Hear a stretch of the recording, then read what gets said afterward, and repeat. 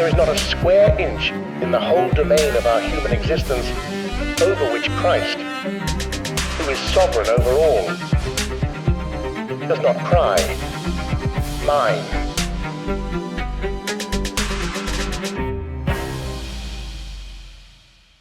Welcome to the heart of a conversation that's as old as America itself.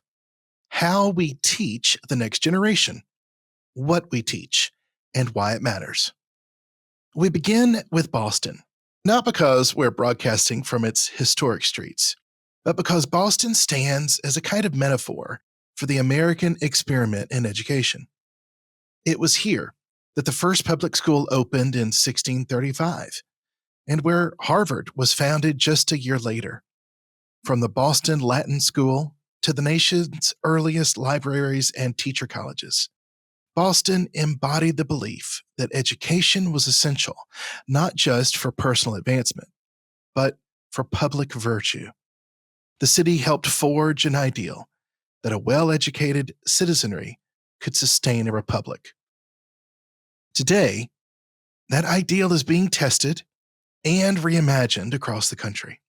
From classical schools and charter movements to new models of whole child learning, the American educational landscape is shifting in real time. What should a 21st century education form in a student? What counts as success? Where is faith and what role does it play? And how do we carry forward the best of our traditions while responding to the needs of a changing world? Well, in today's episode, we're joined by a new friend of mine, a guest who's going to help shape these answers, not just for us, but is actually doing so out in the world. Kevin Clark, thank you for being with me. Wonderful to be here with you, Case. Kevin is the head of schools for the Ecclesial School and the founder and president of the Ecclesial Schools Initiative. So I got to ask Kevin, are we writing a book together or not? I hope we're going to write a book together, Case. Right? That would be great. Right? So I've heard some ideas that's being sketched out already. Well, so I'm actually first friends with Kevin's brother, Matt, and Matt and I were getting some crazy ideas about a book, and Kevin jumped in, was like, oh, the classical school movement would like that text. And so maybe the three of us are writing a book. I think it's going to be visually stunning, going to have some hymns in there, have some great theology. Yeah. It'll be wonderful. Well, dude, I'll ride your coattails anytime. Well, to our viewers and friends, welcome to Nuance, where we seek to be faithful in the public square. I'm Case Thorpe, and please like, subscribe, and share this episode that others can enjoy. Well, so a bit more about our guest. In addition to leading the Ecclesial Schools Initiative, he is head of school for a similarly named school that has two campuses here in Orlando. The mission of the school is to expand access to extraordinary education by creating a network of neighborhood classical Christian schools planted in local churches.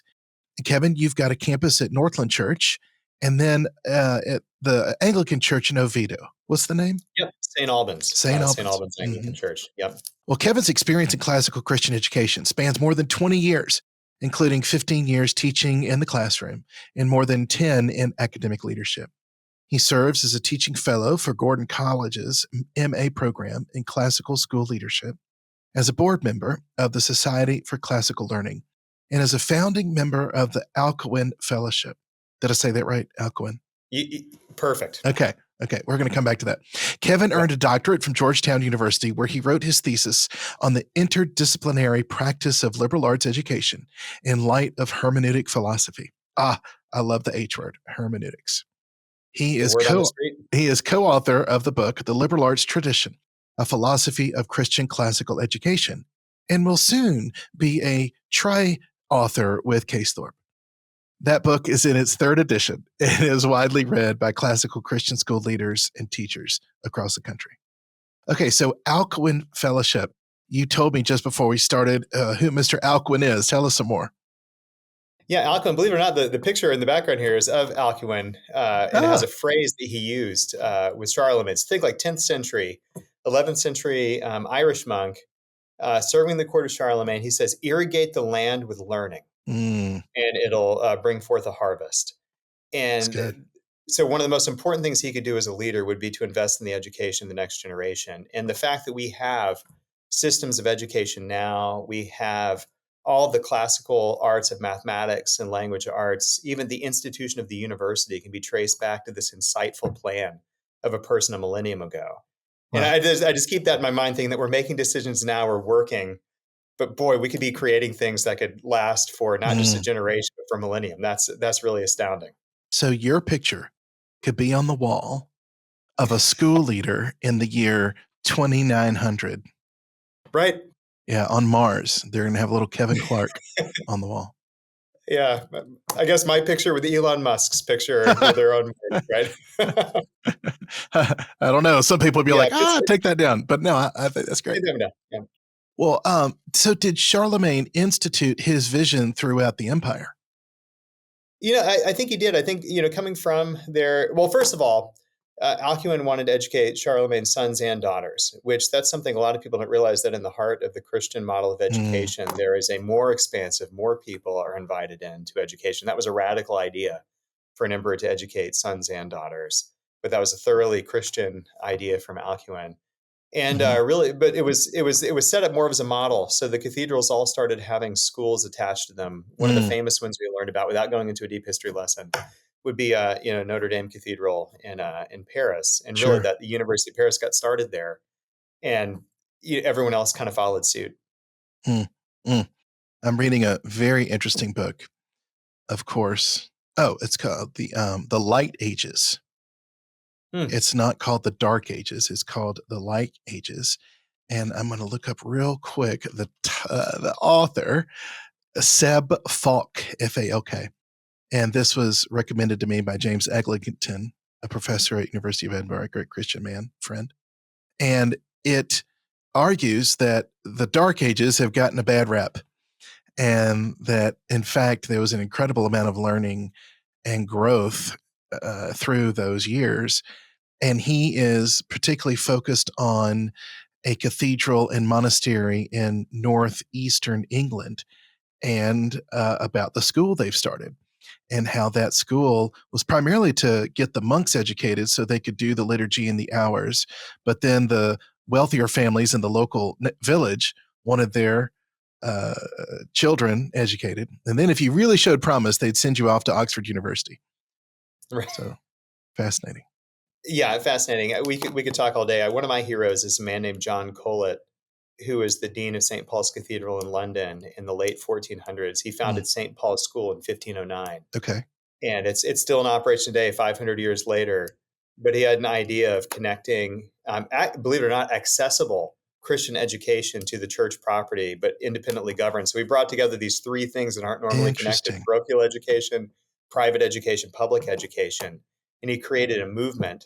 You wouldn't have had the English Reformation, for example, Mm, without St. Paul's London. hmm It's a who's who. hmm. Uh, so I'm inspired by these people who make these seemingly small decisions, but they Yeah. create new Yeah. structures that change the world. Well, speaking of movements, I mean, you are at the forefront of the classical school movement, one that has excited me and interested me. My children, sadly, have not gotten to participate, but oh, how badly I wish they had. And then I even begin to think, wow, I want classical. Look, I wish I had had the classical model. Explain to folks, what is the classical model of education, and why do you think it's drawing so many families in this day? Well, there's a lot of things you could point to. It's always interesting from my perspective to hear parents describe it to other parents. You can look at the curriculum and say, "Oh, my children learn the art. They learn logic. They learn Latin. Some of these they read old books. They're reading Homer and Virgil, and that's true. The arts of learning are at the heart of classical education. That don't just teach people relevant skills that are immediately employable now, but give them the skills to learn for themselves. Mm, So we call those the liberal arts. Those are the heart of a classical education. Definitely reading great time-tested literature, great books would be at the heart of it. And so I think that people in a world where it seems like we're short on truth and high in information, mm, the idea of an educational model that says, no, I want children to spend their time thinking what's good, what's true, what's lovely, what's of a good report. You can hear the echoes of St. Paul. mm, But I think more than that, there's a recovery of an end of education. You hear a lot of talk about wisdom and virtue. about discernment, about maturity. And I think that resonates with parents. Like, what do you want for your child? The world that we saw when we were in high school, that everyone told us would be the relevant world we're going into, doesn't look anything like the world we're in now. Yeah. And I think we all get this feeling we're sending children into an uncertain future. But to be wise and virtuous, it would be useful no matter what the future looks like. It's kind of like, St. Paul saying, yeah, physical exercise, it's useful, but spiritual disciplines are useful in every way. I feel like the same thing too, that employable job skills, important. Yeah. But wisdom and virtue, that's soulcraft. Mm-hmm. That's the project. And I think that, again, resonates with parents, especially in uncertain times.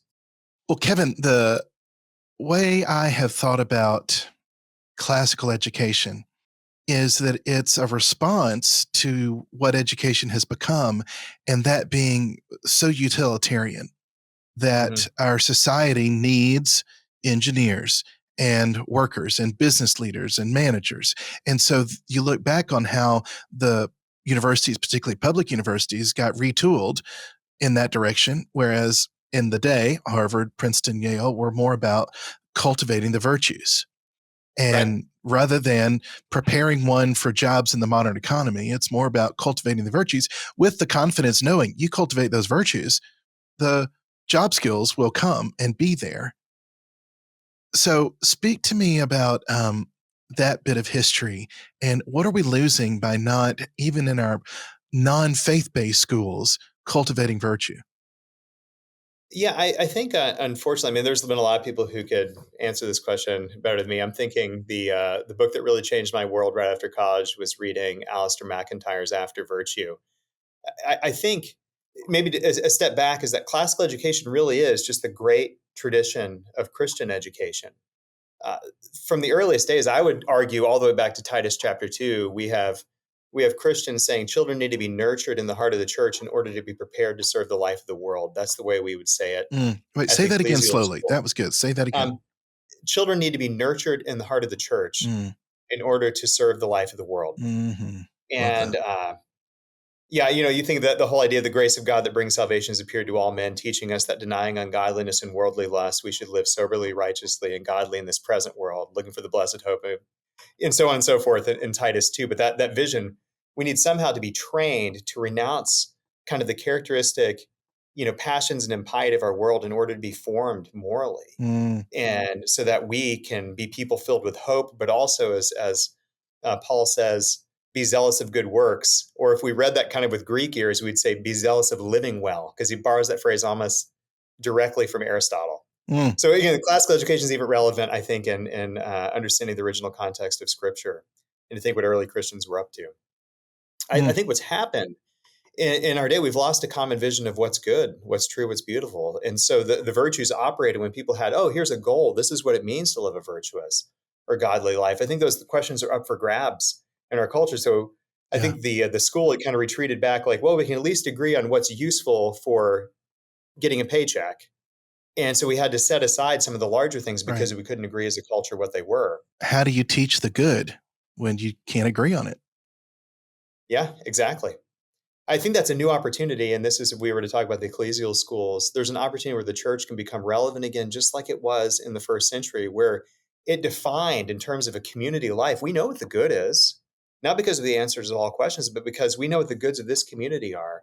And It when was you say called, we, you don't just mean Christians, or do you? well, I mean, I think it starts around the church and Christians. What's been really interesting, man, if you get me totally off board, it's been interesting to see what's happening with organizations like ARC that are taking place in the UK, where people are saying, well, the Christian tradition had a lot of solid answers to what people are for, Mm. what culture ought to look like. I don't know if I'm a Christian, but I kind of want to live at least on the front porch of the church because it offered a common vision for human life. Yeah, And I think that's a really interesting thing to think about as Christians in our day, not to try to convince everybody, but we're right, but saying, hey, we have a way of living together that demonstrably brought about good things: hospitals, yeah, orphanages, universities, right. education, not to mention all that catalog of things you gave for Boston.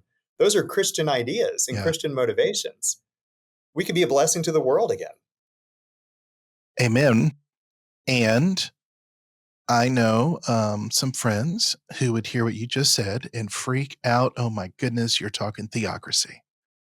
You are wanting to force religion. What would you say to them? I would say it's the opposite. Maybe it's the inverse. That if I understand theocracy, and boy, I don't want to. I'm now wading into theological waters. These are dangerous. Uh, would be to try to impose Christian ideas and principles on people instead of, on the other hand, saying, why don't we live out some Christian ideas that are good for the life of the world, that bring flourishing and human Yeah, good, yeah. and invite people into them? And that's what I would even say at our schools. There's a big debate in Christian schools between whether you should be a missional school or a covenantal Mhm. school, and I think Sure. that's an important debate. We've tried to be, at least what we say internally, an apostolic school. Instead of saying either I want to enjoy, this is what we do. Here's how our beliefs work themselves out in practices and in relationships. Why don't you join us? I'm not going to make you sign the dotted line, but I Mhm. want you to come in because this is what Christian community would look like.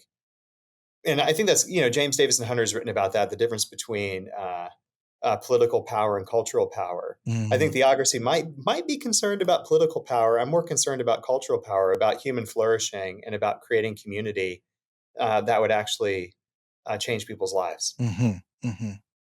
Yeah, the cultural power emphasis is absolutely what I care about in this work with the collaborative.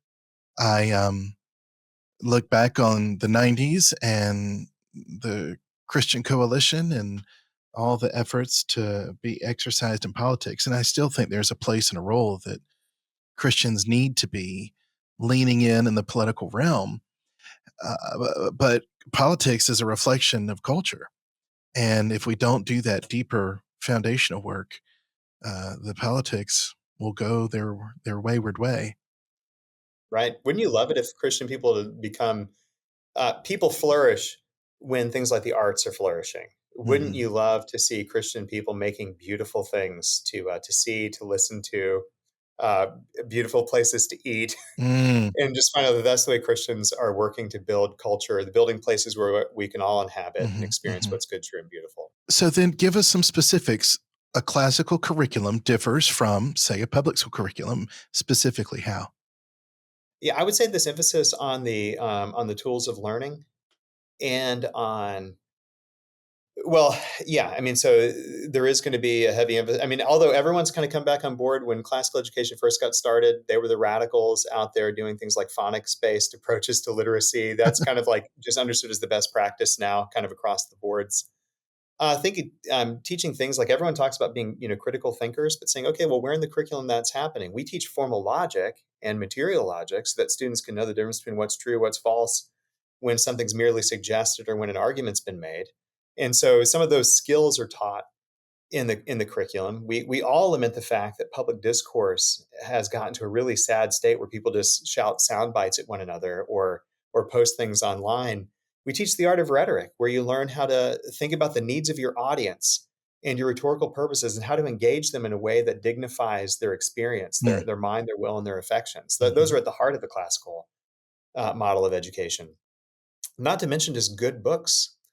I heard a teacher saying one time, it's not really important what they read, just as long as the children are reading. I'm thinking, no, actually, what they read is important. Uh, reading good stories that again dignify a child's imagination, that don't pander to them, but Sure. elevate them, that awaken wonder, that stoke inquiry and inquisitiveness into the world. That's what I want to give students. And so I think that not being afraid of classic works of literature, I mean, certainly not being afraid of the scriptures or of the Christian disciplines of prayer and worship. Uh, Prayer matters. And beginning the day and ending the day with prayer and praise, and having a It's teacher who would make formative. reference, not in artificial or hackneyed ways, to our Creator, to our Redeemer, but to actually talk about Right. Christ in class where it's relevant, not like, okay, this is a merely religious place. But no, our relationship with God is relevant to every area of life. And so therefore it can come into any part of the day. That's something that a classical Christian school can Mhm, offer. mhm. So everything you've mentioned is in the humanities direction. I've heard the criticism, oh, classical shortchanges math and science, you would say? Yeah. One of my favorite things that's happened over the last 4 or 5 years has been Richard Dawkins. One of these great outspoken proponents of the new atheism just a few years ago is now calling himself a cultural Christian. Come which on. is really interesting to read about. I would encourage you to read. But more of it, he said, the Christian assumptions about the world is what made science possible. And I want to say yes. Creation is made by an intelligent God, a beautiful designing God, and by studying it, you can know something about it. Those are Christian assumptions about the world. It's knowability, it's purpose-filled nature. And so, yeah, natural history has flourished. Natural science has flourished under the classical Christian tradition of education. You Because think back, before it, yeah, excuse me, because before the introduction of a Christian worldview, nature was seen to be full of spirits and ghouls and were trees living and you had such a different worldview of materiality. It took that Christian overlay to help demystify, so that things could be studied and nature could be manipulated for the greater good. right? Yeah, that it was knowable and that it was worthwhile for a person to study. I mean, so even in the ancient world, like they would have looked at astronomy. I mean, astronomy, the world kind of beyond the moon was Hmm. perfect and divine and worthy of attention. But just knowing this world here, it was continually changing. It was set to decay, and so it didn't have the same dignity. Hmm. Boy, you see, Hmm. especially I mean, look at the scientific revolution as a catalog of Christian thinkers Hmm. who are natural philosophers, understanding the world with explicitly Christian assumptions about nature, and to an amazing effect.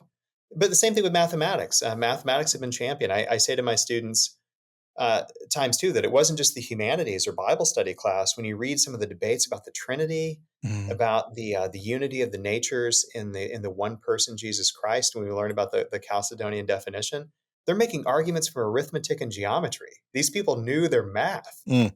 And some of the debates hinge on subtle points of mathematics, which is just fascinating Yeah. to me to think like a full education is a mathematical education, an education that's linguistic, that's historical and humanities, but also that knows the natural world. I mean, even the nature of the human body that God assumed in the person of Jesus Christ. So our body matters. And so your students absolutely head on to college with a load full of chemistry and biology, and they're ready for the next step. Right. Yeah. And then hopefully they're ready in a way that they're expecting. Well, I was going to let me interrupt myself that, one of the complaints is that students aren't able to apply knowledge beyond narrow fields or it gets siloed off into Mm. disciplines. I think George Marsden makes this argument, I think, in The Outrageous Idea of Christian Scholarship, his book from, gosh, it's been more than a decade, or it's been 90s probably that book came out.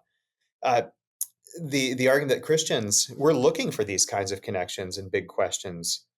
Uh, Christians who study biology and chemistry and physics think that it all fits into a natural philosophy, a way that God's created and ordered the Mhm. world, that Mhm. they're relevant to each other because they fit into a larger picture. Mhm.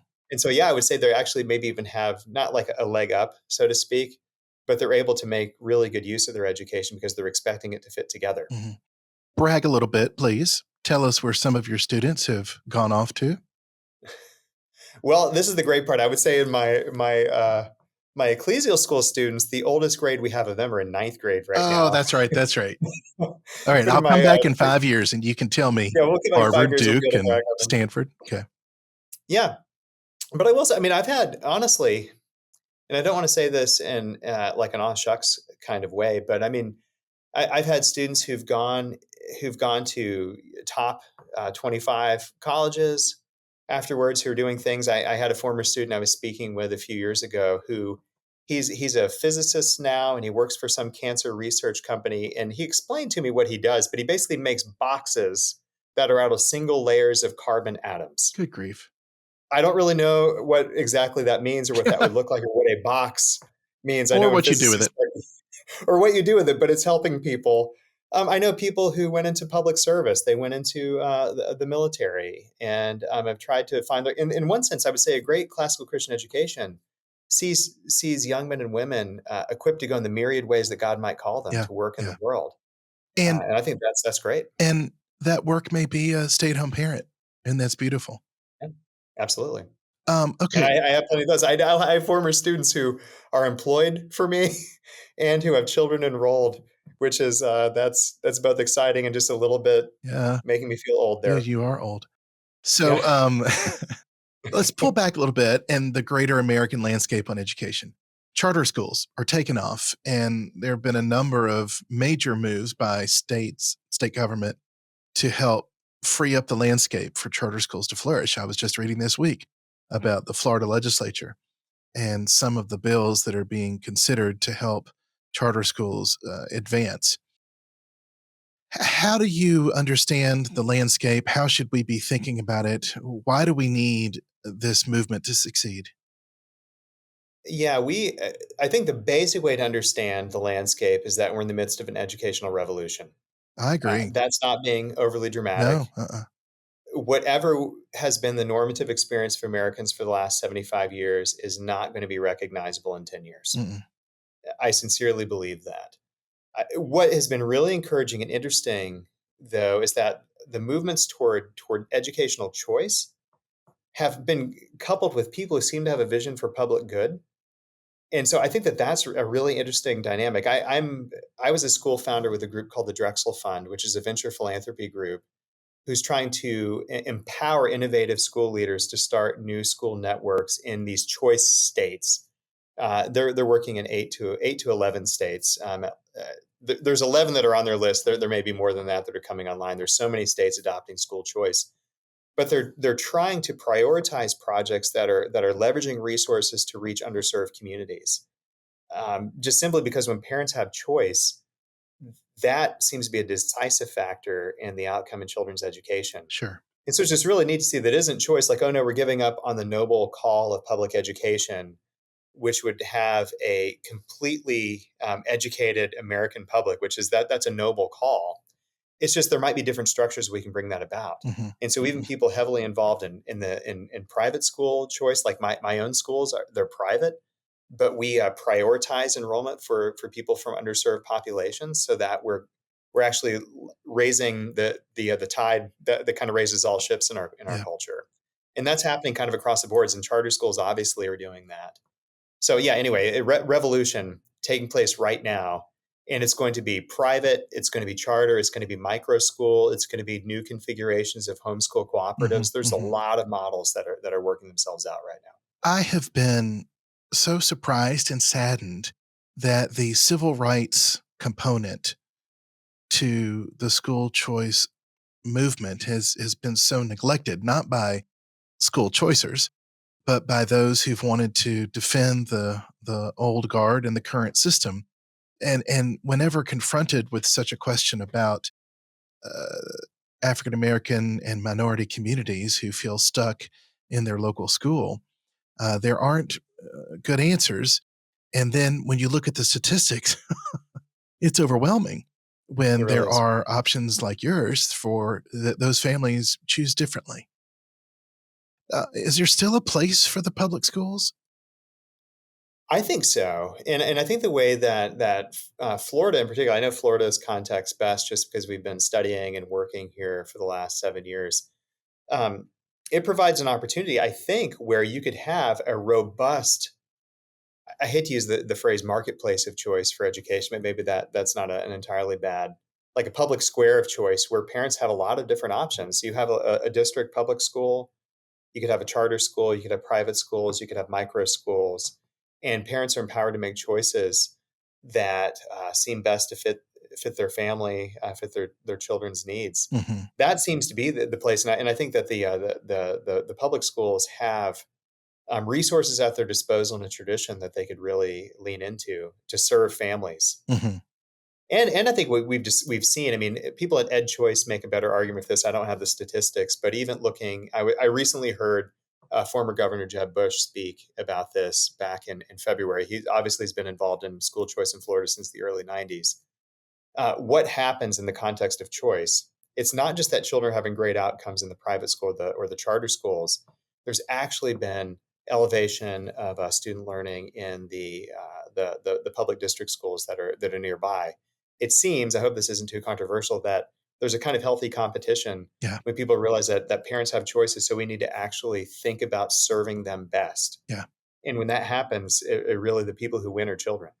Now, I agree. A minute ago, though, in making the argument for the charter school movement or the school choice movement, You said you find that a lot of those people have a common good approach or vision. Is that what you said? Yeah. Now, my public school advocate friends would say, really? We don't? Do they not? Oh, I think they do. I think what people expect is that private schools aren't about public good; they're just about the interests of an Mm, elite, small minority. But sure. what I've actually seen, the people that might be. I mean, who knows what might be true in some places? The people I actually know are having conversations. How do we serve these Yeah, families? yeah, How do we make on ramps? How do we create supports for people who haven't had great educational options before they come to us? I cannot tell you that that is the overwhelming amount of conversations I have with anybody, whether they're working in this state or yeah. working in choice environments across the country. Well, that's what I love about your model. There is some truth in the narrative that a number of private schools developed in the South in the days after integration for fear of having children learn with other kinds of children. And I think what you're doing is sort of breaking that, either breaking any of those models that remain, but certainly claiming, no, no, no, we want to make this available to all. And so, do you raise money outside of your normal tuition structures in order to make this education available to others? We do, yeah, yeah, absolutely. So our tuition, we say, comes from three strands.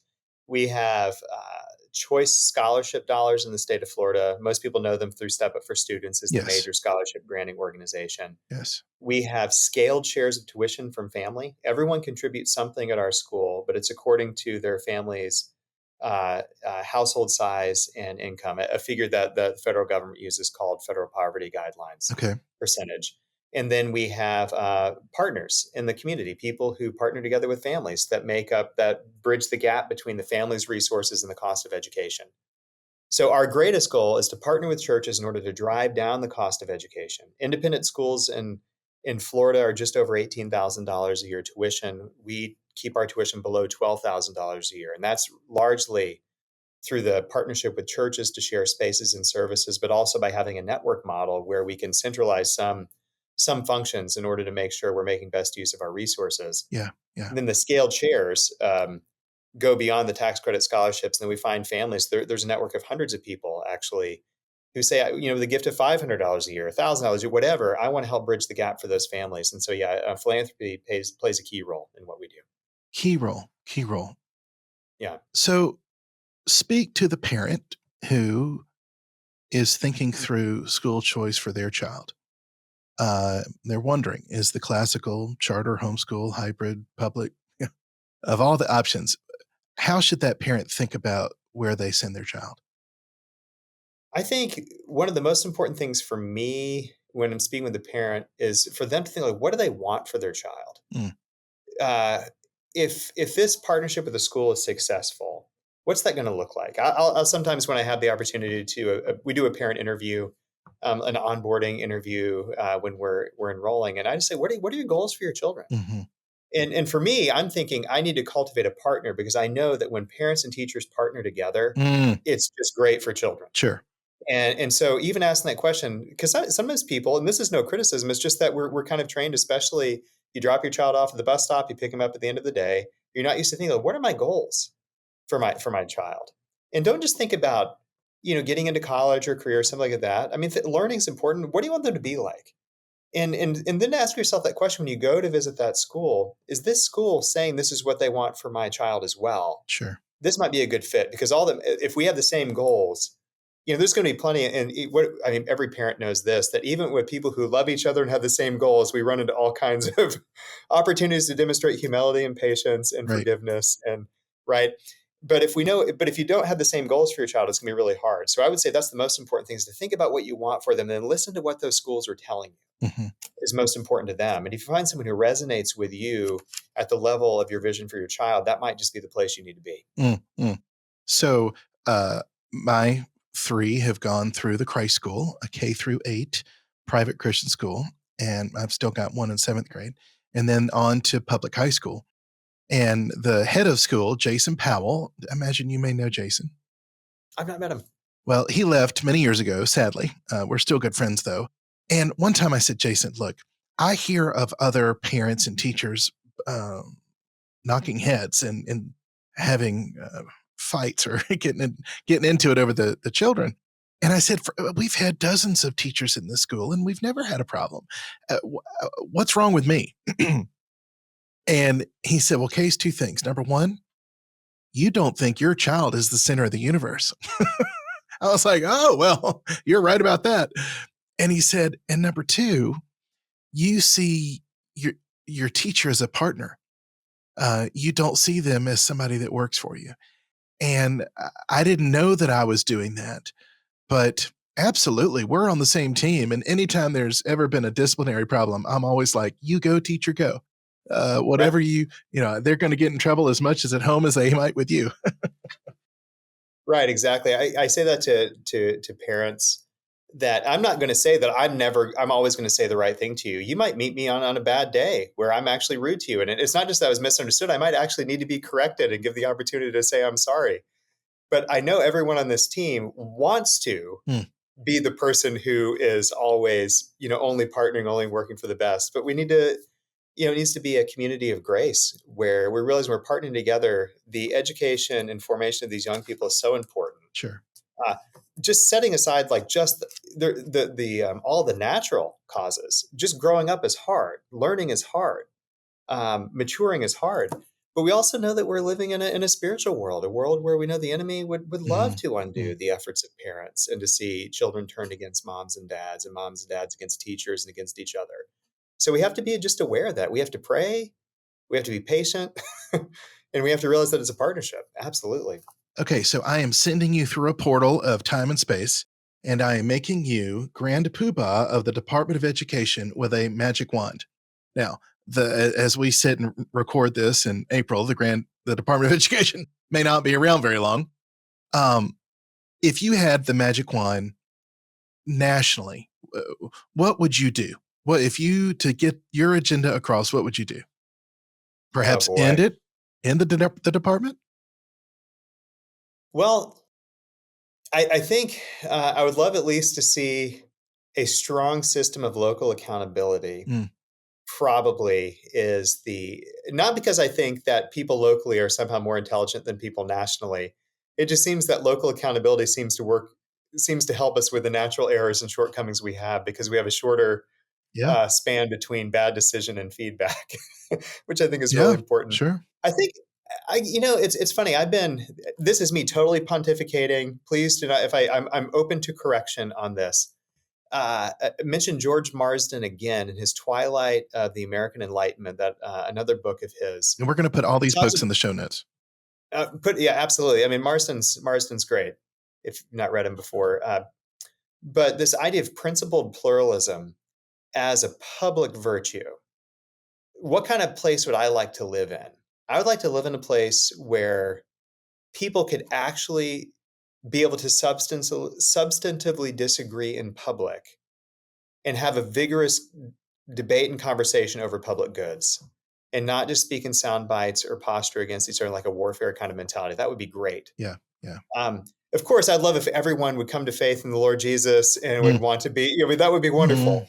And we're looking forward, that would be maybe my really long-term magic wand. But in the meantime, I'd love to be in a place that is principally pluralistic, which I think would mean that makes room for these different communities that want to educate their children differently, in a place where we can interact with each other, where there was kind of a similar requirements. I mean, to start a private school, we're at a significant disadvantage to starting a public school. There's resources available to public district schools that aren't available to private schools, and so on and so forth. I think it'd be really amazing to see something like, well, what if we are into publicly available education, and we are not going to commit to one model over another, but make it possible for several of them to be ascendant at the same time. I would love to see that, and then see some kind of a more local accountability. Okay, let me get you in some more hot water. Okay. And only because we do have a national listening audience, and they get in their headlines all the time. Oh, Florida's banning books. Florida's banning books. Now, I feel like I have a little more to the story, and I encourage folks to realize, every school system has a process if there's an objection to some titles. And those objections are put in these crazy numbers of thousands and thousands of books taken off shelves. Well, like 99% of those same titles that some individual objected to is put back on the shelf after a review committee sits down, hears it out, and goes, "Thanks, interesting, crazy person, but no, we're putting this book back on the shelf." So, Yeah. could you speak into that excited controversy at the moment? But then, how do you go about forming your library? Yeah, boy.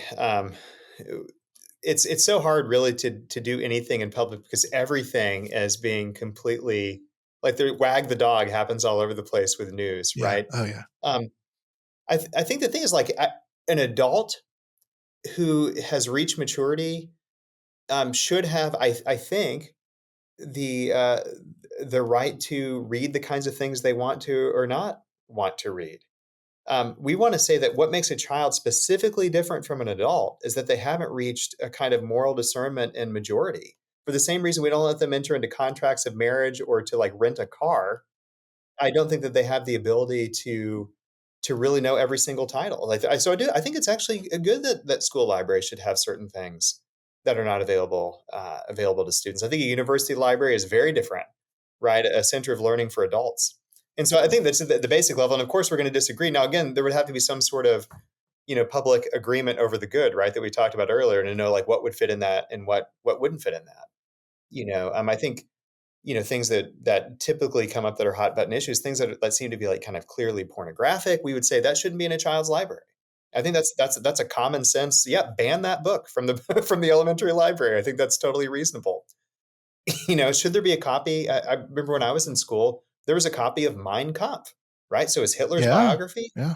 Is that an important piece of literature for people to understand the inside of like a an evil person? Yeah. Do I Would I just willy-nilly have anyone be able to read that? No, I think that's gonna take some discernment. I mean, maybe I don't know if it should be in the elementary school library, maybe it is in a high school library, especially if people have been taught how to read books in historical context, which is another plug for classical education. That's really important. So we try to build On the other hand, we try to build our classroom libraries around what we call good books. There's, an educational theorist from the mid-20th century, a man named John Senior, kind of famous for starting the interdisciplinary, the Integrated Humanities Project at the University of Kansas back in the 1970s, and really has inspired a lot of liberal studies programs and honors programs across the United States. Very influential. But he talks about the 10,000 or the 1,000 good books.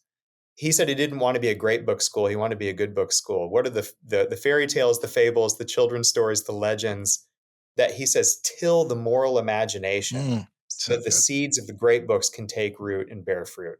And so we try to think about our libraries like, what are the good books? What are the classic stories? Without getting into like what could merely be acceptable. Like I feel like you've already lost when you're trying to decide like what's merely acceptable. What's just good? Mm, What's uncontestably good? Let's that's put that there. excellent. There's more good than they could ever possibly read. Yeah. Yeah. That's great. So anyway, that would be a way I would go about it. Like, yeah, I don't have time for merely just okay. I want children to have excellent things that are going to nourish their souls. So, Kevin, this has just been rich. We could go on for 2 more hours. In closing, you're a man who has so deeply integrated your faith and work and live out your theological and biblical convictions in the world. So, where is God blessing you right now? What pleasure do you find in your work? Oh, wow. What pleasure I find in my work. Well, that's, uh, in one sense, I feel like it's not, when you get to work with children, it's such a blessing to be around young people. And I think we've all had that experience of learning something that we didn't know or working hard to try to understand that just little bit of joy that you get from, I did not understand how to do this equation. All of a sudden it made sense. And I take for granted sometimes until like people from kind of outside the education world come back and they see you get to spend your time around young people who are discovering new things and learning new things and growing every day. And so that's really a great source of joy. I will say one of them though, if I something that's been a surprising source of joy in my work has been kind of in the philanthropic part of of a private school, and it was surprising me to find people who had a heart for Christian education, who wanted to find something they believe in to connect with, and Mm, seeing how mm, it's been a blessing to folks in the community to be able to invest in something that's yeah. meaningful to them. Yeah, that's been. I didn't come from that world. I came from the academic side, and being on this side of things, I realized like, wow, there's a lot of people who care deeply for children who know they don't have any skills in running a school or being an educator, but they get to be part of it Yeah. Yeah. by joining the community that way. That's been a real joy for me. Well, I am so glad there are people like you because I leave tomorrow with my 7th grade son in his class for 4 days in Washington, D.C. And I am not wired for 4 days with 7th graders. So, Encouragement to you: go uh, be a lead learner. uh, That you're going to have a great time if you're more interested in the things you're seeing than they are. well, for That's sure, that's for that's the sure. goal. I just pray I don't punch a 7th grade kid in the throat. So we'll see. We'll see. Well, Kevin, thank you so much for your time. I really appreciate it. Friends, let me encourage you to learn more about his work. You can find his book, The Liberal Arts Tradition, online, and we will put that plus links to all the other books mentioned in this conversation. The website for Kevin and his school and initiative is esischools.org. esischools.org. Well, thank you for joining us. So please like and share, leave a comment. It really helps us to get the word out. You can go to our website, wecolabor.com, wecolabor.com for all sorts of content. Give us your email and we'll send you a 31-day faith and work prompt journal. You can find us also across the media platforms.